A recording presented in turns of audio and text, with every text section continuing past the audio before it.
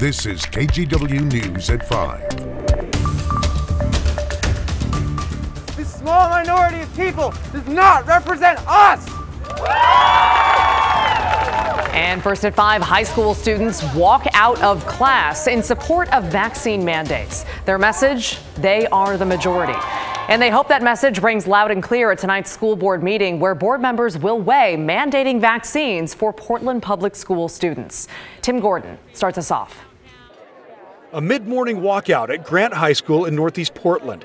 At least 200 students left their classrooms and gathered in front of their school to deliver a message to PPS. This body of students has assembled to demonstrate our support for a student vaccine mandate! The crowd was loud at times. It seems trying to make up for not feeling heard. Considering that the board is hearing comment tonight and then voting next week, we thought it was important that they hear that there really are students who care about this vaccine mandate and support it. District leaders have been listening through a few channels. We realize that this is a personal issue. We realize this is a highly sensitive issue, including recent listening sessions on YouTube. The district has also gotten feedback on its Let's Talk platform. PPS says of more than 300 comments gathered earlier this month, 63% favored a vaccine mandate for students 12 and up, while 35% were against it. But students here say not enough of them have been speaking up, and that must change. To those against the vaccine, sophomore Tesla Chin says this. I believe that you are free to do things that only damage yourself, but not refusing to get a vaccine can harm not only yourself, but all of the people around you, especially vulnerable parties, such as old people or people who are immunocompromised. Of course, avoiding large crowds has also been recommended. But we as students know that we see crowds every day in the lunch lines, in the hallways, and in congesting stairwells. These crowds are our reality, which is precisely why we need a COVID-19 vaccine mandate. And those that feel strongly enough may be at the board meeting tonight. Students like Lily Stewart. This vaccine has been shown to be 95% effective at preventing severe illness, even with the Delta variant, even in the present day. And it presents an opportunity for us to be safer in the classroom. So more discussion and then a vote by the board is scheduled for November 2nd. If the mandate passes, PPS will join a handful of large districts in the country with a student vaccine mandate. In Portland, Tim Gordon, KGW News. And at the same time, we just hit a huge milestone on the road to getting younger kids vaccinated. Today, an FDA advisory panel voted to back the use of the Pfizer vaccine for children ages 5 to 11. Now, this is a first step toward getting shots into arms as early as next month. Pfizer's own data shows its child-sized doses are more than 90% effective at preventing symptomatic infection, in 5 to 11-year-olds. However, a recent poll shows only 30% of parents plan to get their kids vaccinated right away. And that news worries a lot of doctors who say vaccinating younger kids will be key in getting COVID under control. Not only can they get sick, but they can also spread it to others, and that's the big concern.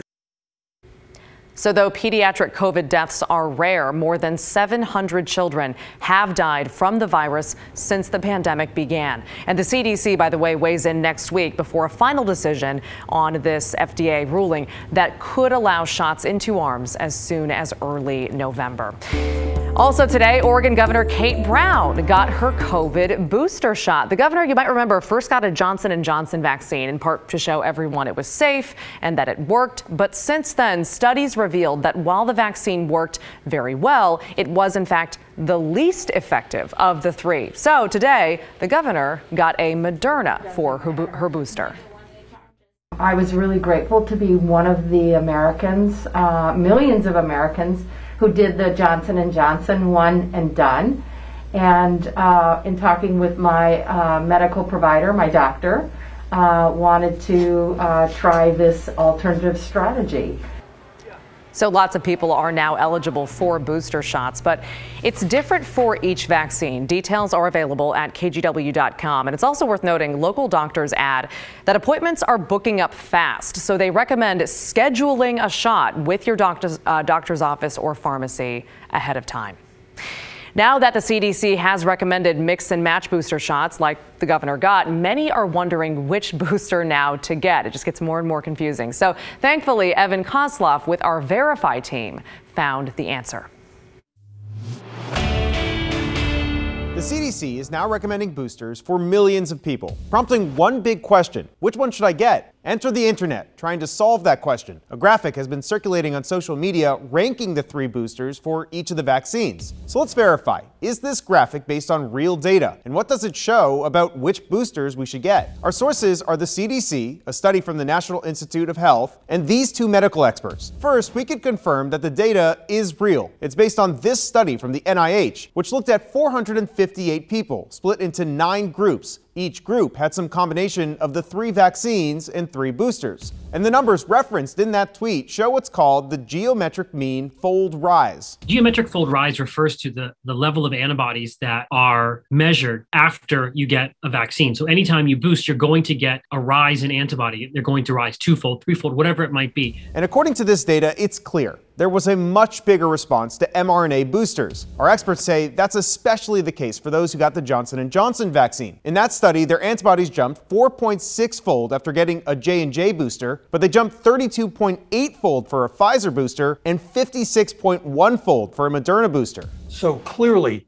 J&J, followed by one of the mRNA vaccines, gives you a higher antibody level than if it were followed by J&J itself. As for those who received an mRNA vaccine, meaning Moderna or Pfizer, our experts say that so far the data shows sticking with an mRNA booster is the way to go. Now we should note this is preliminary data, and the study itself points out that there are some limitations, including a small sample size. Also, Dr. Adalja points out that antibodies are just one way to measure immunity. So we can verify that yes, this graphic is based off of real numbers from the NIH, and so far it shows that an mRNA booster will create the most antibodies, especially if your original shot was Johnson & Johnson.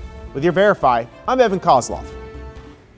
Turning now to another layer amid the labor shortage, school districts across the country are now having trouble finding substitute teachers, and in turn, one local district is offering some big incentives. The Beaverton School District is offering bonuses ranging from $500 to $3,300, depending on how many days a substitute teacher works. The district also raised the daily pay rate from $195 to $230. You just saw it there. Retired teachers who are currently substituting in the district say they hope this incentive attracts more substitutes. I think they need to do something like that to incentivize it in a profound way. And so I'm hopeful that people who have retired from teaching like us and others would be interested in doing that. The Beaverton School District spokesperson says there are 2 big factors when it comes to the substitute shortage: a lot of hiring over the summer, which depleted the substitute pool, and hesitancy among retired teachers to come back during the COVID-19 pandemic.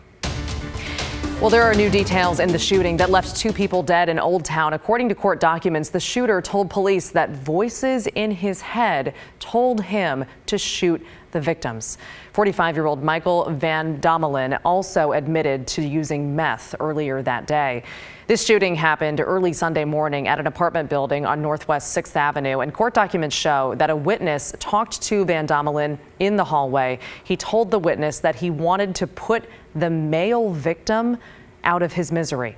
These 2 deaths mark the 71st and 72nd homicides in Portland, surpassing the record of 70 homicides in 1987. At the same time, Portland police say they're continuing to crack down on illegal street racing with another round of arrests and tickets just over the weekend. In fact, check out this video obtained by KGW. This was shot Sunday night. It shows what's called an illegal street takeover near Benson High School. We're told there were similar gatherings elsewhere in the city, including near Northwest 15th and Killingsworth and Southeast 48th and Division. A neighbor we spoke with described what happened. Just like loud screeching noises, or sometimes like smoke billowing up in the sky, cars just like making noises, and yeah, it's definitely alarming and not something you want to hear when you're out walking your dog or your kids. Yeah, definitely not. Over the summer, the Portland City Council, passed an ordinance that now allows police to go after street racers. Fast forward to this weekend, police arrested 8 people and wrote more than a dozen citations.